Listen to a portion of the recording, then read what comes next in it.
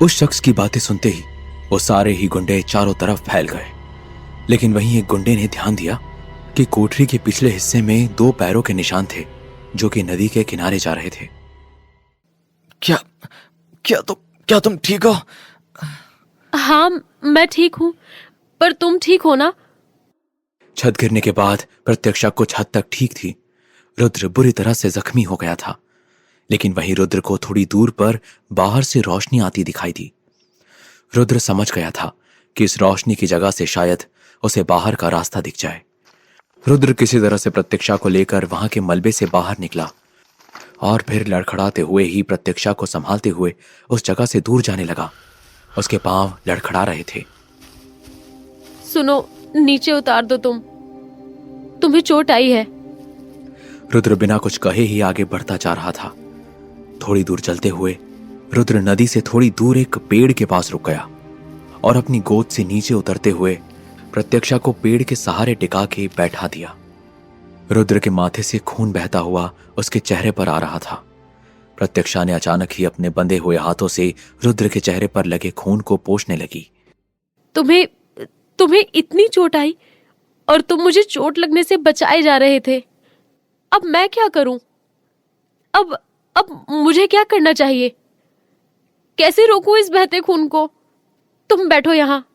रुद्र इतना ज्यादा थका हुआ था कि प्रत्यक्षा के चेहरे पर हाथ लगाते ही उसने अपनी आंखें बंद कर ली और शांति से प्रत्यक्षा के सामने बैठ गया। रुद्र ने धीरे से प्रत्यक्षा की गोद में अपना सर रख लिया। प्रत्यक्षा ने अपने हल्के हाथों से रुद्र की चोट से बहते खून और छत के मलबे से लगी धूल मिट्टी साफ करने लगी। प्रत्यक्षा जितनी बार रुद्र के घाव को साफ करती, रुद्र उतनी ही जोर से प्रत्यक्षा का हाथ थाम लेता। ज्यादा दर्द हो रहा है, थोड़ी देर में ये ठीक हो जाएगा। जो मेरी माँ के साथ हुआ था वो तुम्हारे साथ नहीं होना चाहता था। तुम्हें खरीदना जरूरी था, वरना एक और मासूम की इज्जत का तमाशा बनता। क्या कह रहे हो? रुद्र, आंखें खोलो अपनी। तुम्हें नहीं होने दूंगा कुछ, अपने पास रखूंगा तुम्हें सबसे दूर। रुद्र आंखें बंद किए हुए बस बड़बड़ाता जा रहा था। प्रत्यक्षा बस रुद्र को देख रही थी, बिना किसी नफरत या डर के। रुद्र बोलते हुए धीरे धीरे चुप हो गया। प्रत्यक्षा ने घबराते हुए ही रुद्र के गालों को थपथपाया। सुनो ना, तुम ठीक हो? तुम ठीक तो हो ना? क्या हुआ तुम्हें? होश में आओ। तुम भी होश हुए तो मेरा क्या होगा? वो लोग वापस आ गए, हम खतरे में पड़ जाएंगे। उठ जाओ ना रुद्र, सुनो ना। प्रत्यक्षा अपने एक हाथ से रुद्र के गालों को थपथपाती जा रही थी। वो रुद्र को उठा ही रही थी कि तभी उसके कानों में एक बार फिर से कुछ आवाजें पड़ी। प्रत्यक्षा की सांसें एक बार फिर से अटकने लगी। उसने अपनी धैर्य हुई नजरों को ऊपर उठाया तो पाया कि उसके ठीक सामने वो सारे ही गुंडे खड़े हुए थे जो प्रत्यक्षा और रुद्र को ढूंढ रहे थे। अरे देखो, हमें नहीं पता था कि जान बचाने की जगह ये दोनों आशिकी कर रहे होंगे। प्रत्यक्षा वहीं पास ही पड़े हुए एक पत्थर को अपने हाथ में उठाते हुए उन लोगों से कहने लगी, हम दोनों के पास आने की कोशिश भी मत करना, वरना मार दूंगी। अब कुछ नहीं होने वाला। तुम जैसी चिड़िया जब जाल में फंसने को तैयार हो, सामने ही फड़फड़ा रही हो, फिर हम जैसे शिकारी शिकार आखिर कैसे ना करें। आजा चिड़िया, पकड़ पकड़ाई का खेल खत्म करते हैं। अब हमारे मालिक तुम्हारी लाश देखना चाहते हैं और हमारे साथी तुम्हारा ही हुस्न। जब तुमको मार ही रहे हैं तो कहीं थोड़ा सा अपना मन भी बहला ले। गुंडा आगे बढ़ा और प्रत्यक्षा का हाथ पकड़कर प्रत्यक्षा जमीन पे घिसटती हुई जा रही थी। तभी अचानक कुछ ऐसा हुआ जिससे प्रत्यक्षा को खींचने वाला गुंडा और खुद प्रत्यक्षा दोनों ही चौंक गए। प्रत्यक्षा के जिस हाथ को रुद्र ने पकड़ रखा था, अचानक ही उस हाथ को रुद्र ने अपनी ओर खींच लिया। रुद्र ने धीरे से अपनी आंखें खोली। मेरी बीवी ने जो कहा वो समझ नहीं आया ना? तुम्हारी मौत सच में तय है। मैं जितना खून खराबे से दूर भागता हूँ, लोगों की मौत उन्हें मेरे पास उतनी जल्दी खींच कर ले आती है। इसे हाथ लगाने का मतलब है अपनी मौत को बुलावा देना। तो फिर इस लड़की से पहले तुझे ही मार देते हैं। ठीक है, अगर तुम्हारी यही इच्छा है तो यही सही। बस शर्त इतनी सी है कि या तो तुम मुझे मार दो या तो फिर तुम सब मरने के लिए तैयार हो जाओ। रुद्र ने प्रत्यक्षा को पकड़ते हुए हाथ को अपनी ओर खींचते हुए प्रत्यक्षा को आराम से पेड़ की जड़ के पास बैठा दिया और फिर एक गहरी सांस लेते हुए प्रत्यक्षा के चेहरे को अपने हाथों से थाम लिया। मैं यही हूं, तुम्हारे पास भरोसा है ना मुझ पर? प्रत्यक्षा ने उन गुंडों की तरफ देखा। उनके हाथ में धारदार हथियार थे। रुद्र के पास कुछ भी नहीं था। रुद्र ने प्रत्यक्षा के चेहरे को अपने ओर घुमाते हुए प्रत्यक्षा की आंखों पर अपने हाथ को फेरते हुए उसकी आंखों को बंद कर दिया। उसकी आंखों पर उसने अपनी शर्ट की फटी हुई आस्तीन को पट्टी बनाकर बांध दिया। मुझे लगता है अब जो कुछ भी होने वाला है तुम्हें वो सब नहीं देखना चाहिए। प्रत्यक्षा को कुछ भी समझ नहीं आ रहा था। रुद्र प्रत्यक्षा से कानों में धीरे से फुसफुसाते हुए कहने लगा, मैं नहीं चाहता कि तुम कुछ ऐसा देखो जिसे जिंदगी भर न भूल पाओ। अगर आवाजें परेशान करने लगे ना तो अपने कान पर हाथ रख लेना। बस मैं थोड़ी देर में वापस आया। रुद्र की बात सुनते ही प्रत्यक्षा ने बंद आंखों के बावजूद रुद्र को रोकते हुए उसकी ओर अपना हाथ बढ़ाया। इस पर रुद्र ने प्रत्यक्षा के हाथ को थामते हुए उसे देखने लगा। जिंदा वापस आना। रुद्र प्रत्यक्षा की बात सुनते ही धीरे से मुस्कुरा दिया और प्रत्यक्षा के हाथों को उसके कान पर रख दिया। आंखें बंद होते ही प्रत्यक्षा की सांसें किसी तूफान की तरह तेज हो चुकी थी।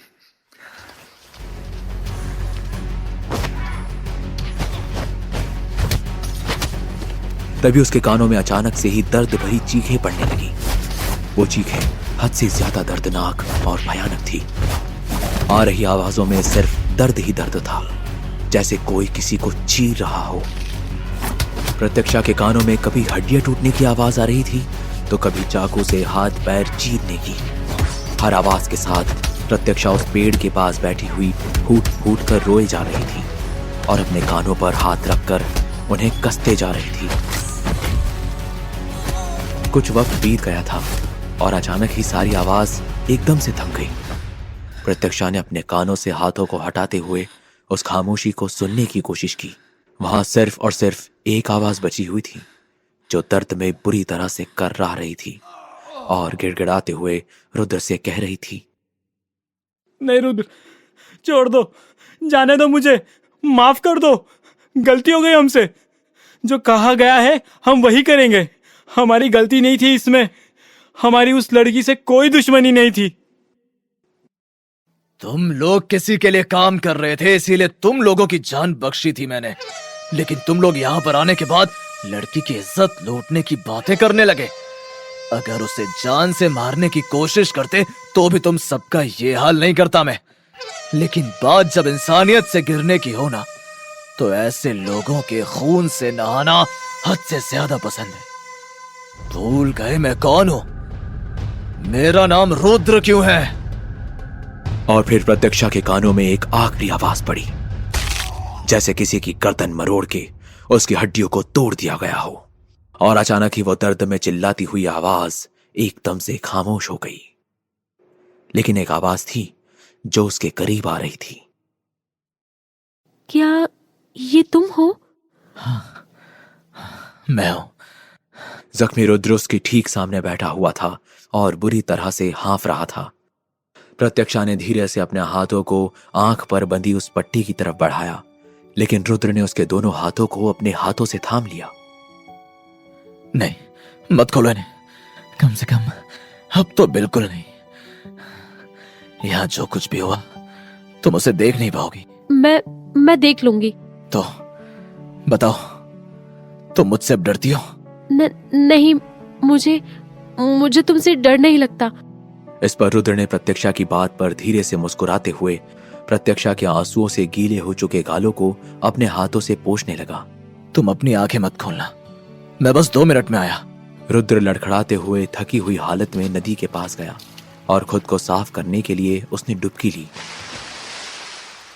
प्रत्यक्षा ने तुरंत ही अपनी आंखों से पट्टी को हटा दिया और पाया कि उसके सामने का नजारा हद से ज्यादा डरावना था। सामने जंगल की जमीन में बिछे हुए सूखे पत्तों पर खून ही खून बिखरा हुआ था। उस रात के अंधेरे में जहां चांद की हल्की सी रोशनी जमीन को छू रही थी, प्रत्यक्षा वहां पर खून ही देख पा रही थी। यहां तक कि खुद प्रत्यक्षा के पैरों, हाथों और कपड़ों पर भी उन्हीं गुंडों के खून के धब्बे से भर चुके थे जिन्हें रुद्र ने मार दिया था। गुंडों के शरीर से हाथ पैर अलग कर दिए गए थे। उन्हें देखकर प्रत्यक्षा कांप सी गई थी। तभी अचानक ही रुद्र वहां आ पहुंचा। उसने उसे एक बार फिर अपनी बाहों में जकड़ लिया और प्रत्यक्षा को दूसरी ओर घुमाते हुए उस नजारे की तरफ पीट करके खड़ा हो गया। तुमसे कहा था ना, आंखें मत खोलना। अगर थोड़ी सी बात सुन लोगी तो तुम्हारा क्या बिगड़ जाएगा। रुद्र बिना वक्त गवाए वहां से आगे बढ़ गया, पर रुद्र के घाव अब उसे परेशान करने लगे थे। वो अचानक प्रत्यक्षा को लिए हुए ही वहीं जमीन पर गिर गया और देखते ही देखते उसने अपनी आंखों को बंद कर लिया।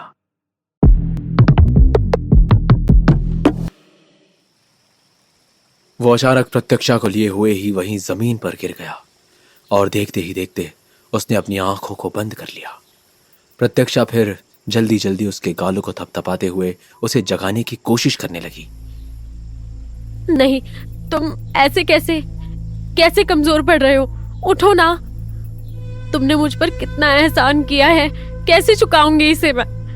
कितना गलत समझ रही थी तुम्हें। तुम ऐसा क्यों कर रहे हो? होश में आ जाओ ना। मैं तुम्हारी सारी बातें मानूंगी, जैसा कहोगे वैसा करूंगी। एक अनजान इंसान मेरे लिए इतना कुछ कर सकता है, मैंने कभी सोचा भी नहीं था।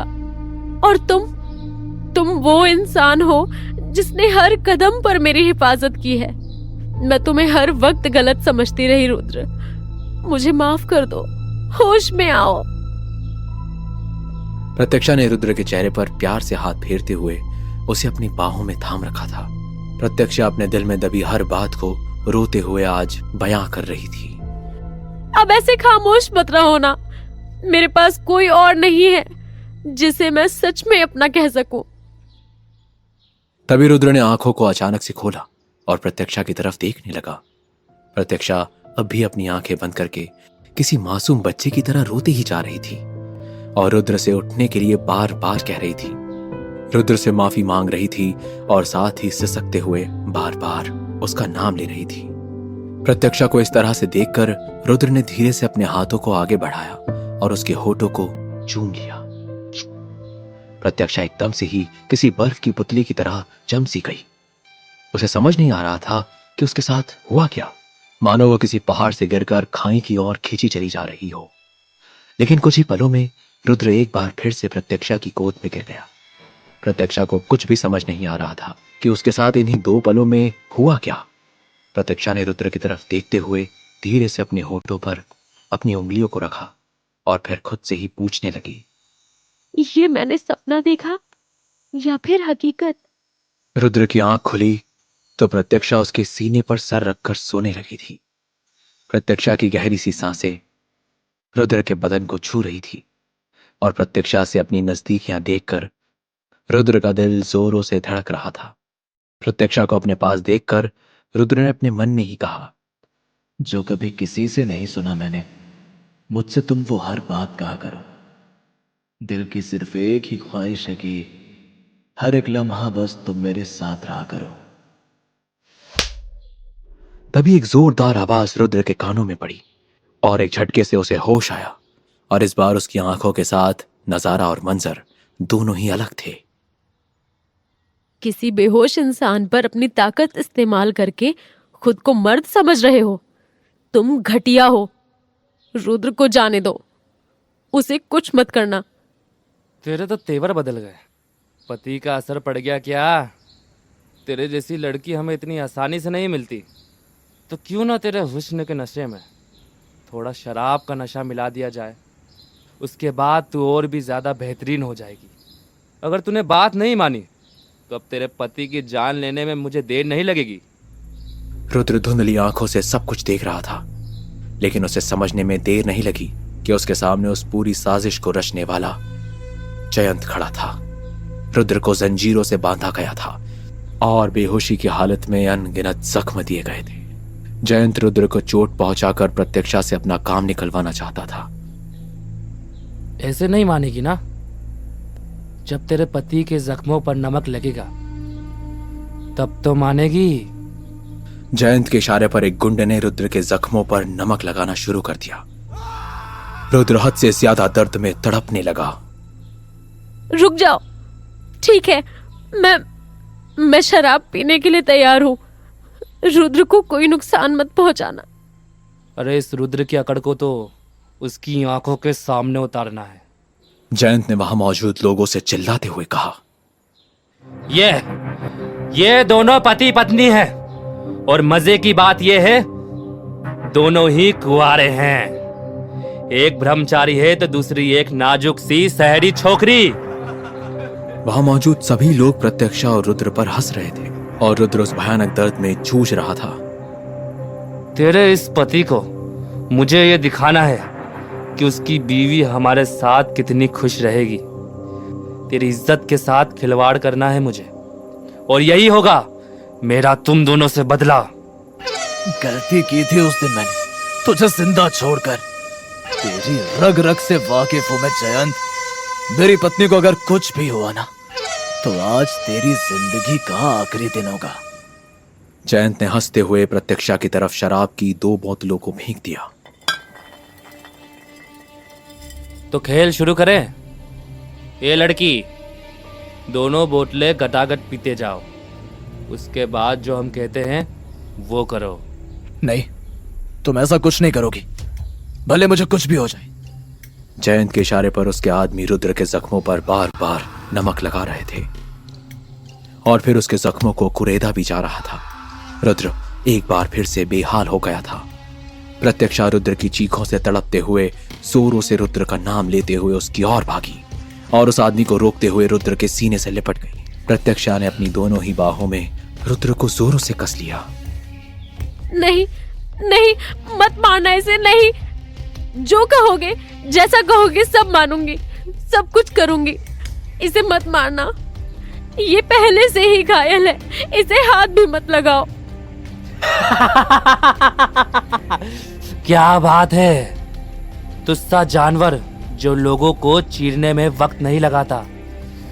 तुझ जैसा ब्रह्मचारी इंसान जो औरतों से दूर भागा करता था, आज ये शहरी लड़की तुझसे लिपटी हुई है। क्या जादू किया है तूने ऐसा? भरोसा है ना तुझे मुझ पर? इनकी बात मत मानो, ये मेरा कुछ नहीं कर सकते और ना ही मैं तुम्हारे साथ कुछ होने दूंगा। इनकी बात मत मानना तुम। अब मेरे साथ जो भी होगा वो मेरी किस्मत होगी। तुमने आज तक मेरा बहुत साथ दिया, लेकिन अगर आज मुझे कुछ हुआ तो मुझे उस दुख के साथ साथ एक सुकून भी होगा कि कम से कम मैंने तुम्हारी जान तो बचा ली, तुम्हारे एहसानों को तो चुका दिया। नहीं, तुम कोई भी बेवकूफी करने की मत सोचना। मैं तुम्हें अभी भी आगाह कर रहा हूं, कुछ मत करना। सुन रही हो ना तुम? रुद्र प्रत्यक्षा की आंखों में आंसू और डर देख रहा था, लेकिन आज उसे वो आंसू खुद अपने आप महसूस हो रहे थे।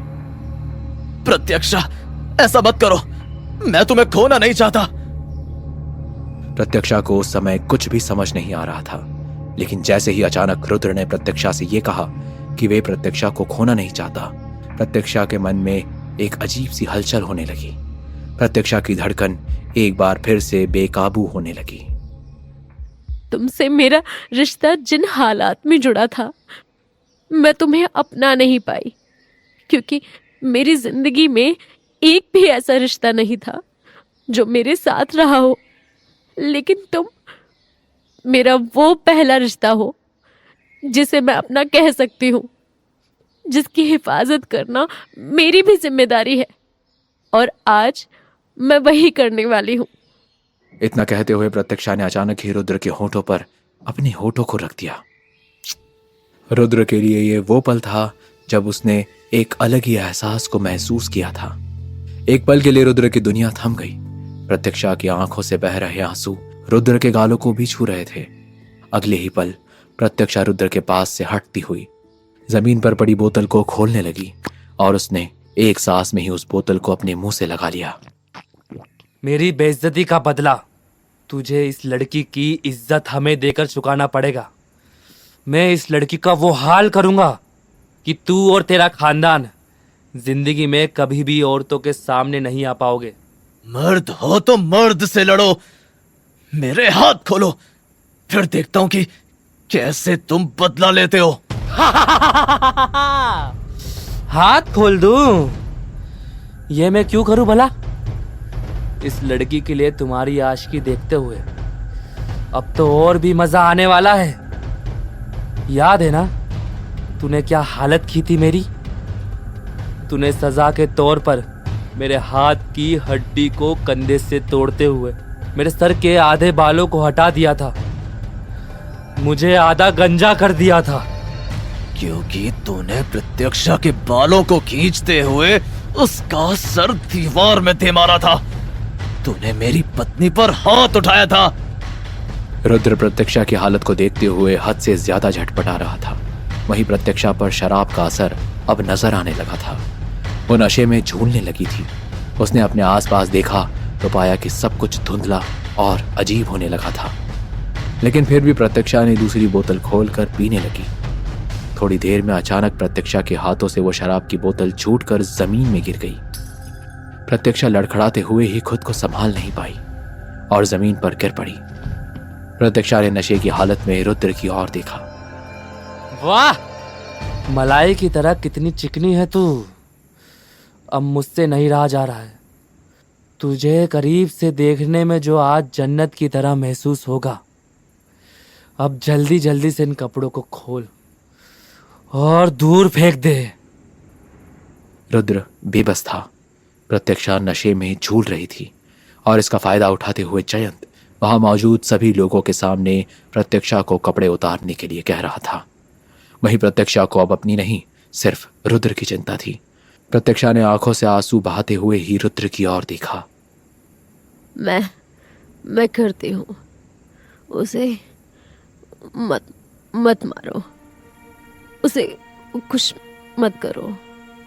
जयंत के बोलने पर प्रत्यक्षा ने नशे में ही झूलते हुए अपने कपड़े खोलना शुरू कर दिया था। प्रत्यक्षा ने धीरे से अपनी पीठ पर बंधी उस सूट की डोरी को खींचते हुए उसे खोल दिया और धीरे धीरे करके प्रत्यक्षा के कपड़े ढीले होने लगे। रुद्र दर्द में कर्राते हुए भी बेहोशी की धुंधली हालत में जोर जोर से चिल्लाते हुए प्रत्यक्षा से रुकने के लिए कह रहा था, लेकिन प्रत्यक्षा जयंत की बात मानने के लिए मजबूर थी। कहानी का अगला भाग सुनने के लिए चैनल को सब्सक्राइब करके बेल आइकन प्रेस करना ना भूलें।